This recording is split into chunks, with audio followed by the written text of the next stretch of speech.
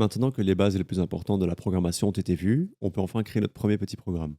Alors, je te propose de partir sur une idée fort simple, quelque chose qu'un humain devrait pouvoir faire aussi sans trop de difficultés.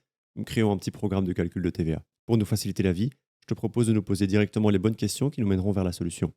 Dans un premier temps, si je voulais créer un calcul de TVA moi-même, je ne pourrais pas le faire sans connaître le montant. Du coup, je dois créer une variable montant qui aura pour objectif de retenir en mémoire le montant pour effectuer le calcul correctement. Cette variable, je vais l'appeler montant parce que ici, à chaud, je trouve que le nom correspond plutôt bien. Alors pour la forme, je vais parler d'un montant d'1 million. Sache que Python permet d'ailleurs de placer ce qu'on appelle des séparateurs de milliers pour t'aider à lire le chiffre. Parce que entre 100 millions et 1 milliard, par exemple, bah, ça peut vite être compliqué à lire. C'est un détail inutile, mais tu peux écrire 1 million en plaçant des tirets du bas entre chaque groupe de 3 chiffres en partant de la droite. Par souci de clarté, quoi. Bref, moi j'ai mis 1 million, mais tu te doutes bien que tu peux y placer le montant que tu veux, c'est comme tu le sens. Tu te rendras compte aussi que je n'indique pas s'il s'agit d'euros ou de dollars ou n'importe quelle autre monnaie pour une raison très très simple. Ça n'a aucune importance. Le calcul de TVA est le même que je travaille en euros, en dollars ou quelle que soit la monnaie.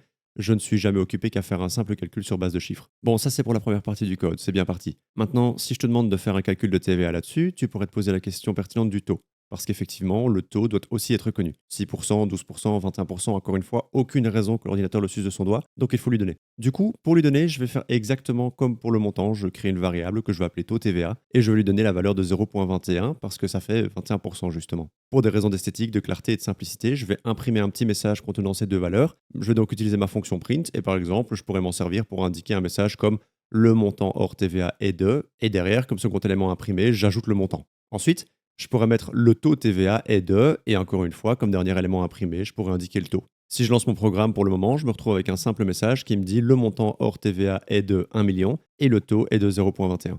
Maintenant, je vais devoir interagir entre ces deux variables pour pouvoir faire le calcul du montant TVA. Alors, pour faire ça, je dois faire le calcul montant fois taux TVA, et ce calcul, je le place dans la variable TVA pour pouvoir m'en servir plus tard. Je peux maintenant afficher un message qui me dira la TVA s'élève à, et en dernier élément à imprimer, je peux placer la variable TVA. De cette façon, si je lance mon programme maintenant, moi j'aurai le message qui s'ajoute la TVA s'élève à 210 000.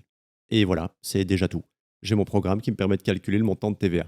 Je peux aller un peu plus loin, par exemple, et parler d'un montant hors TVA et d'un montant TVA comprise. Alors je peux effectuer un petit changement dans mon code au niveau du nom des variables parce que finalement, montant deviendrait montant hors TVA par souci de clarté et de lisibilité. Ça change absolument rien au final. Et je pourrais alors ajouter une nouvelle variable qui s'appellerait montant TVAC pour montant TVA comprise et qui vaudrait le montant hors TVA plus la TVA justement. Je peux l'imprimer pour l'afficher à l'écran et ça me donnerait une fonctionnalité supplémentaire qui est simplement de me donner le montant TVAC. On va s'arrêter là pour la création de notre premier petit programme. Essaie de découvrir un peu ce que tu peux faire avec toutes ces infos et moi je prépare la suite. Du coup, bah bisous, à plus.